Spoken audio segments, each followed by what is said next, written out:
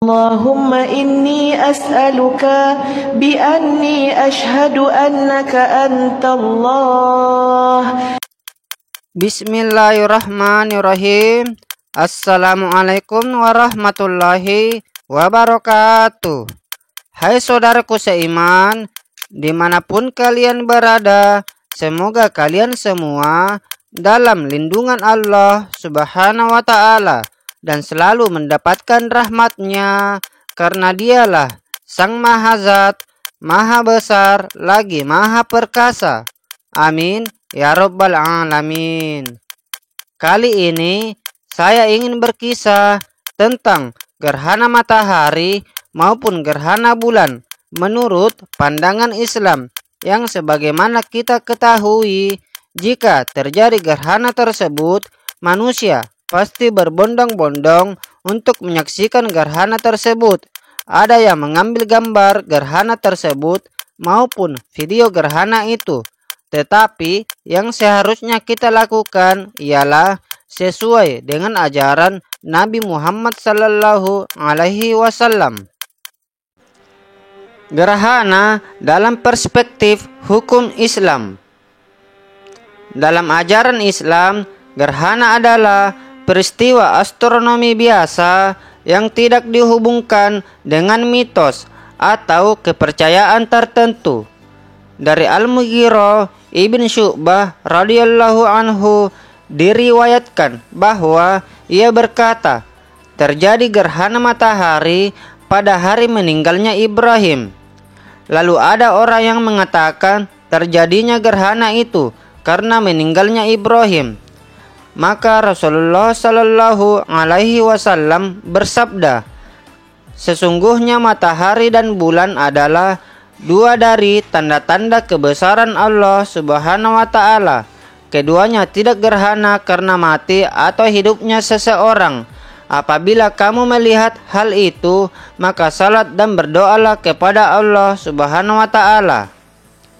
Secara umum, peristiwa gerhana adalah suatu peristiwa jatuhnya bayangan benda langit ke benda langit lainnya, yang pada katanya bayangan benda tersebut menutupi keseluruhan piringan matahari, sehingga benda langit itu kejatuhan bayangan benda langit lainnya, maka tidak bisa menerima sinar matahari sama sekali. Secara singkat, gerhana dapat diartikan tertutupnya arah pandangan pengamat ke benda langit oleh benda langit lainnya yang lebih dekat dengan pengamat. Sebagian orang menganggap terjadinya gerhana matahari dan bulan sebagai gejala alam biasa, sebagai peristiwa ilmiah yang bisa dinalar. Gerhana sekedar menjadi tontonan menarik yang bisa disaksikan beramai-ramai bersama keluarga. Namun, bagi yang merasa tunduk kepada keagungan Sang Pencipta Allah Subhanahu wa Ta'ala, gerhana adalah peristiwa penting yang secara gamblang menunjukkan bahwa ada kekuatan yang maha agung di luar batas kemampuan manusia. Mereka yang merasa rendah di hadapan Sang Pencipta akan menundukkan muka menghadap Allah. Allah Subhanahu wa Ta'ala berfirman, dan dari sebagian tanda-tandanya adalah adanya malam dan siang, serta adanya matahari dan bulan. Janganlah kamu sujud kepada matahari atau bulan, tetapi sujudlah kepada Allah yang menciptakan keduanya. Al-Quran, Surah Al-Fusilat ayat 37. Terkait dengan peristiwa gerhana, agama Islam mensyariatkan beberapa hal. Pertama, perbanyaklah doa, zikir, istighfar, takbir, sholat gerhana, dan bersedekah. Dari Aisyah, Nabi Shallallahu Alaihi Wasallam bersabda, sesungguhnya matahari dan bulan adalah dua tanda di antara tanda-tanda kekuasaan Allah. Gerhana ini tidak terjadi karena kematian seseorang atau lahirnya seseorang. Jika melihat hal tersebut, maka berdoalah kepada Allah, bertakbirlah, kerjakanlah sholat, dan bersedekahlah.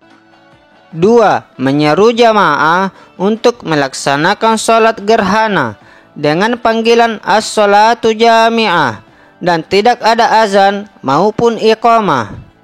Hadis Aisyah mengatakan pada zaman Nabi Sallallahu Alaihi Wasallam pernah terjadi gerhana matahari.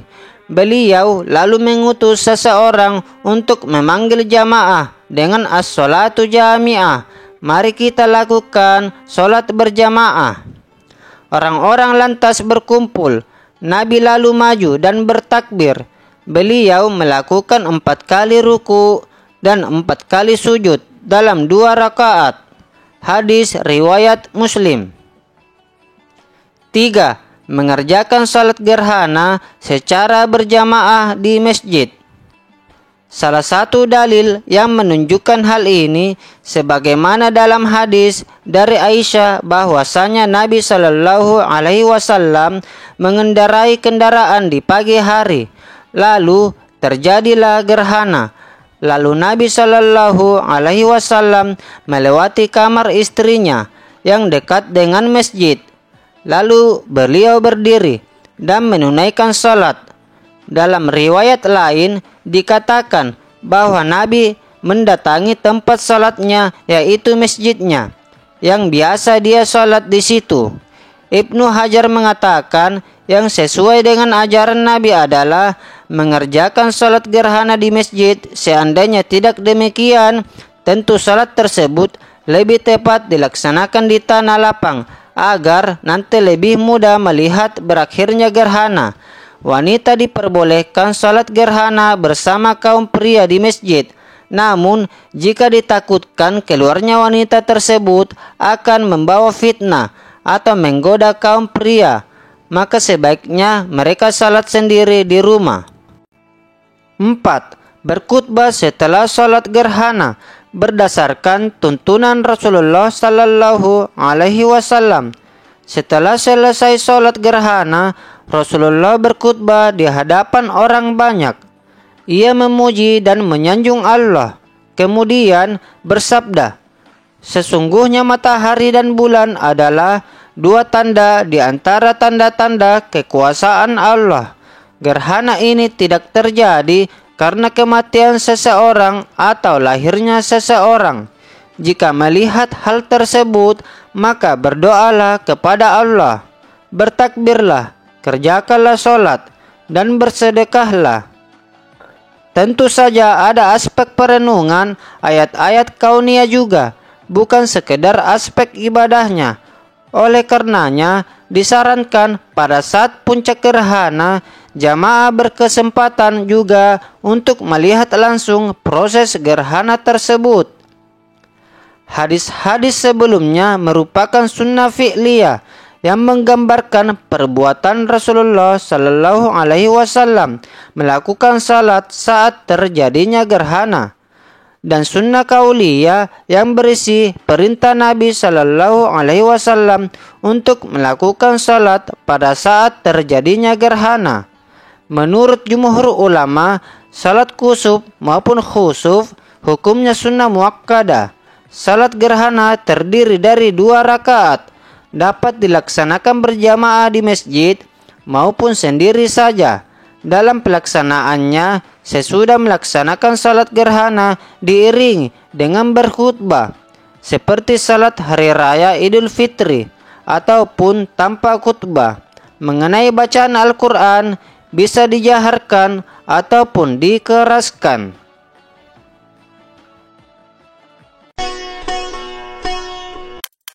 Itulah tadi kisah mengenai gerhana matahari dan gerhana bulan menurut pandangan Islam.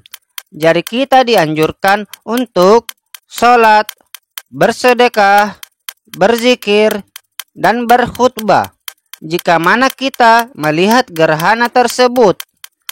Semoga kisah ini bermanfaat dan dapat dijadikan pelajaran. Kurang lebihnya mohon dimaafkan. Yang benar semua datangnya dari Allah Subhanahu wa Ta'ala yang Maha Benar. Dan jika ada yang salah atau melenceng, semuanya datang dari saya pribadi tentunya. Sampai ketemu lagi di kisah-kisah selanjutnya di channel Zirah Islamiyah. Assalamualaikum warahmatullahi wabarakatuh.